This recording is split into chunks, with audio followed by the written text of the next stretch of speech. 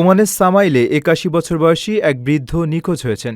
এই ঘটনায় উদ্বেগ প্রকাশ করে তাকে খুঁজে পেতে জনসাধারণের সহায়তা কামনা করেছে রয়্যাল ওমান পুলিশ। সামাজিক যোগাযোগ মাধ্যম এক্সে একটি জরুরি বিজ্ঞপ্তি প্রকাশের মাধ্যমে তার সন্ধান চেয়েছে প্রশাসন। পুলিশের দেওয়া তথ্য অনুযায়ী নিখোঁজ ওই ওমানি নাগরিকের নাম সাইফ বিন মোহাম্মদী বিন সাইফ আল ফাহাদি। গত ২০ জুন তিনি সামাইলের হাসা এলাকায় নিজ বাসস্থান থেকে বের হন। এরপর থেকে আর বাড়ি ফিরে আসেননি। দীর্ঘ সময় পার হয়ে গেলেও তার কোনো খোঁজ না পাওয়ায় পরিবার উদ্বিগ্ন হয়ে পড়েছে।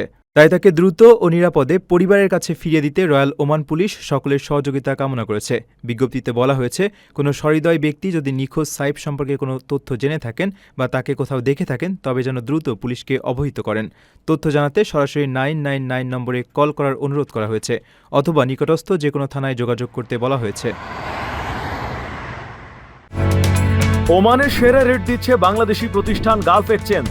প্রিয়জনকে টাকা পাঠাতে আজই আসুন আমাদের যে কোনো ব্রাঞ্চে অথবা কল করুন স্ক্রিনে দেয়া নাম্বারে। গালফ এক্সচেঞ্জ, বাংলাদেশিদের প্রিয় এক্সচেঞ্জ।